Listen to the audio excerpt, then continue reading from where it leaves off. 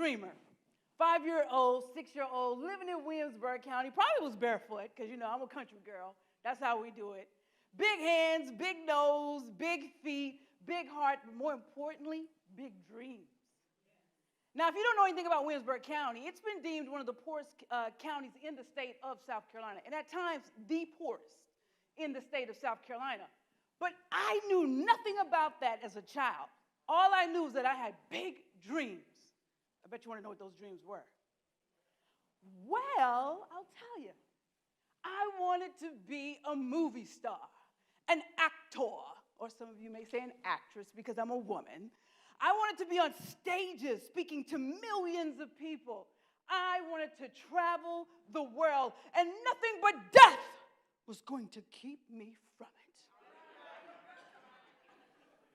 Well, until I started growing up, then it was fear that kept me from it. It's a funny thing about fear/faith, huh? You see, when you have those childhood dreams, you feel invincible, powerful, strong, the way you're supposed to feel. But then you start to navigate this thing called life. You start rocking the boat a little bit. You start getting doubt. You start wondering, am I really good enough? I mean, after all, I am from Williamsburg County. I don't live in New York.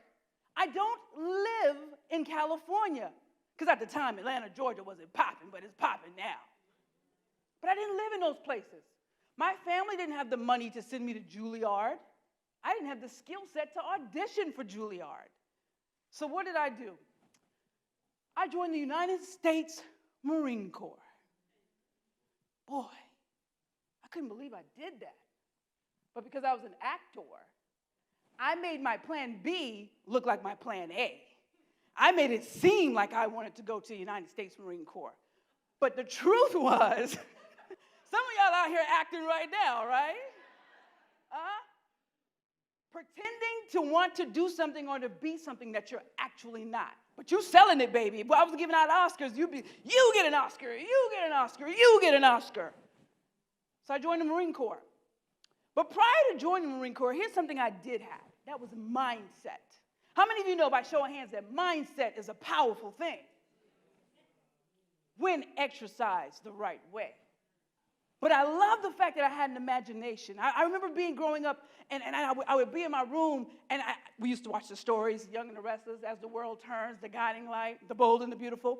And I'd be in there, Victor, I love you. I love you, Victor. Then I'd act out all other kind of movies and stuff. And then I'd go up to the podium in my house, which wasn't really a podium. I was just looking in the mirror of the dresser that didn't match the other furniture in my house. And I would just put up a spoon, and I'd be like, I want to thank the Academy. I want to thank God. I want to thank my mom and dad for this award. That was my imagination. It was a beautiful thing. I'll tell you, that was a dreamer. But like I said, that fear sent me to Uncle Sam. That was a great part of my life, though. I got to leave Williamsburg County and travel and meet so many different people from different backgrounds and cultures and diversity. I learned that people think differently. They do differently. Doesn't mean that they're wrong and I'm right, but usually I'm right. But it just means that we're different, and I love that. But there came a time when I got tired of the Marine Corps. I got tired of acting. So I said, I'm getting out. I'll never forget the last day that I was in there. I was standing there, because in the Marine Corps, when you're leaving, if you're a good Marine, that is, they give you a going away luncheon, right? Any military people in here? You all know about that, whether you're PCSing or you're exiting the military for good. So I got up to stand up. I had been practicing at home in my mirror all these times for these speeches. And I remember saying, remember my name. I'm going to be famous. You will hear it all around the world. And they were clapping like, yes, Sue, we believe you. We believe you. I got out of the Marine Corps and I went and got a job. Because fear, once again, had taken me hostage. So I got a job.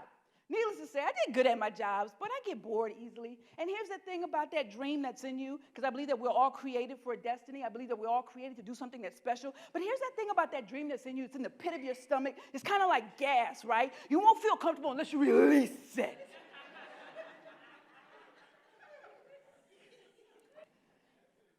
Well, didn't matter what job I did. I got bored, and that dream would come back. You can do it, Sue. You can do it. You can do it. You can do it.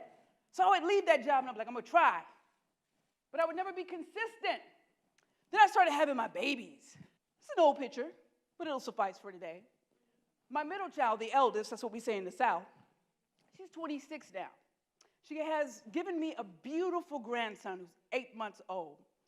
The older son, he's 22, getting ready to head to med school. And then there's my baby, the 10-year-old. Let me tell you about that.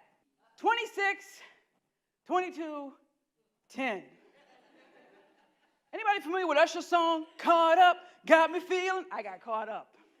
And here's the thing. When I found out I was pregnant, I wasn't happy that last go round. Because when I had those two earlier ones, right, I was like, okay, once they leave home, I am going to live my dreams.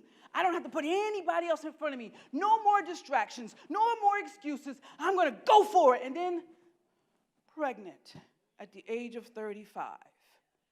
I was depressed because I thought that my life was over again. I was going to have to wait 18 more years before I could pursue my dream, before I could manifest that destiny. Little did I know that that child would be the one to push me into my destiny. You see, sometimes we make excuses or we create distractions that are really not there. We block out the people who are truly our blessings, who are there to push us and catapult us to that next level. This child, who's in the audience tonight, saw me crying one night. And he said, Mom, why are you crying? I said, I'm tired of not having money. I'm tired of not living my dreams. I'm tired of just existing and not thriving. This child said to me, do your stage plays. I was like, You're a child. But I listened. And in 2015, I became consistent with following my dreams, with doing the stage plays, with doing talks.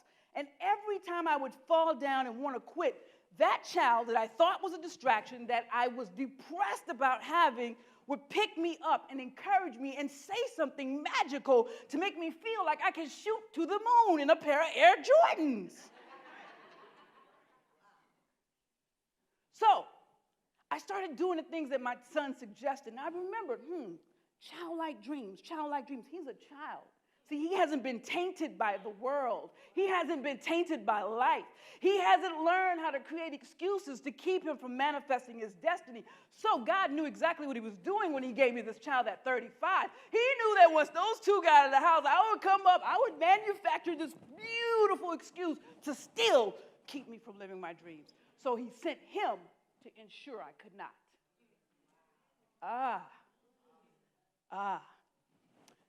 So I started being consistent.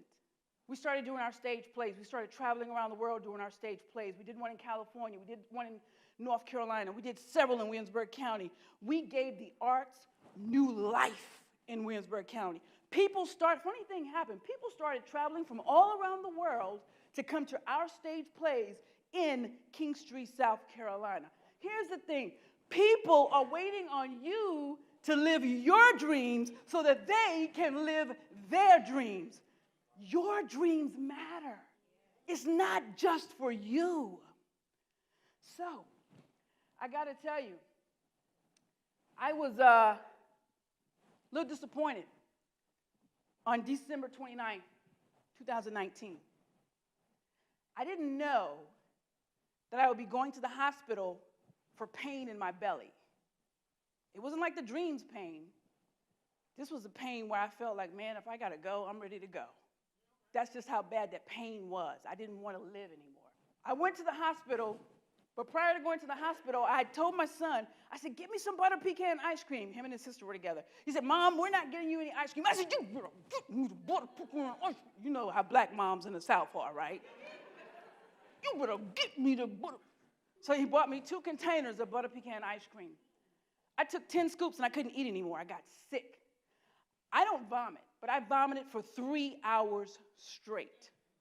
And at that time, I was like, it's time to go to the hospital. I went to the hospital on December 29th, 2019. I was transported to MUSC.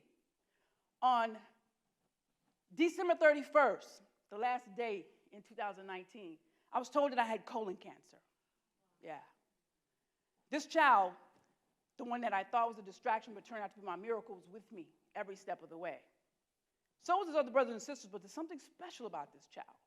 January 2nd, there was a surgery performed. They removed the entire mass. So I'm cancer-free now.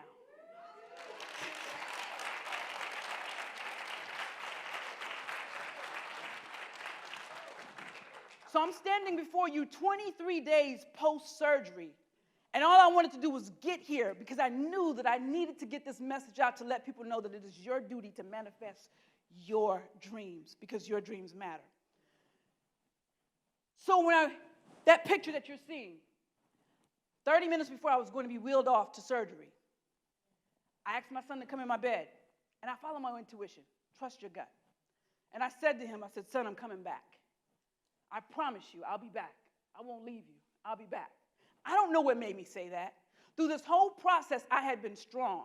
My mindset had been strong. I had been telling only a few people what was going on with me because I didn't need weak minds around me. I didn't need people crying and saying, oh, your days are gone. I needed the strongest of the strongest to be around me and to lift me up and say, Sue, you got this. It is already done. So when he got into my bed and I promised him that and I held him and I cried, I didn't know at the time that my son thought that he was the reason that I was laying in that bed. He thought the ice cream that he had gotten me is what sent me into that hospital room. Follow your gut. So when God tells you to do something, do it. When I told him I'd be back, I meant that. I think 4 or 5 hours later, they wheeled me back. All I can remember saying, there was 2 things. One was, I told you I'd be back. I told you I'd be back. I told you I'd be back. I made him an unbreakable promise, and I intended to fulfill it. Some of you today need to make an unbreakable promise. That unbreakable promise might mean going back to school and getting that degree. That unbreakable promise might mean eating a better diet so that you can be healthier. That unbreakable promise might mean I'm letting go of fear and embracing faith. It might mean I am letting go of all the past relationships that have hurt me because I am ready to heal. It might mean that I am now standing flat-footed and about to live my dreams because it is my duty to manifest my destiny.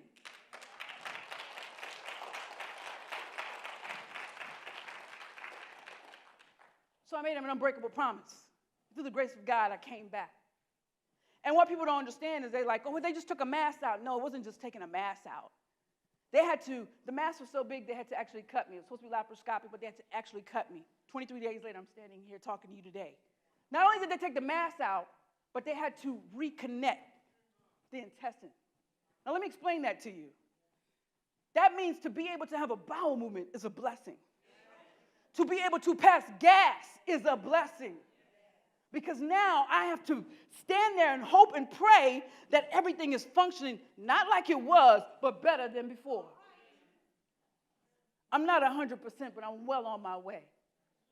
Another thing that I remember when I came out, I didn't see anything, but I remember angels saying, she's a good one. She's a strong one. Let's keep her.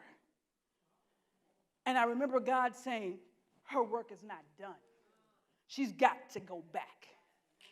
You see, before I had this surgery, before I had this illness, I used to be afraid of dying because I used to think, I'm not going to get everything accomplished.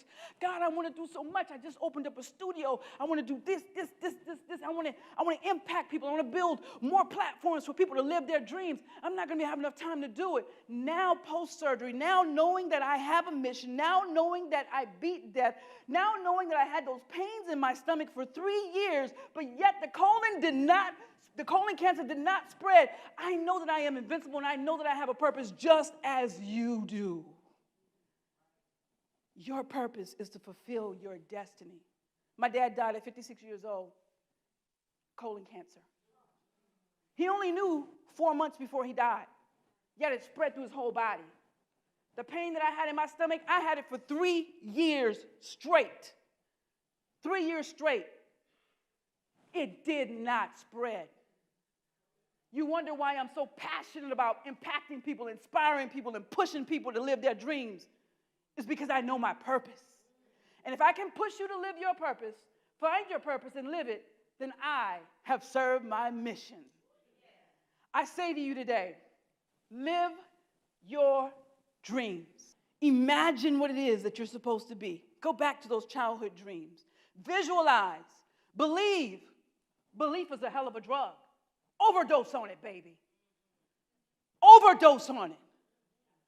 Make yourself the unbreakable promise that I shall be who I was created to be. I shall stand in my greatness. I shall do the impossible, because just the mere fact that I'm here, I survived all those sperm cells, that in and of itself says that, can't nobody hold me down. I'm born to swim to the top. You're a winner. But listen to me clearly. You still got to do the work and be consistent. Believing, hoping, praying, that's beautiful. Faith is beautiful. But you still got to put in the work. And remember to network. Love people.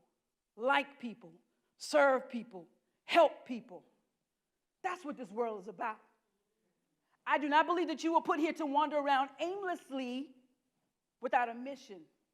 I believe that you were sent here with a mission. I need you to tap into the inside and find out what that mission is. I need you to execute. Execute. Miles said, don't worry about perfect.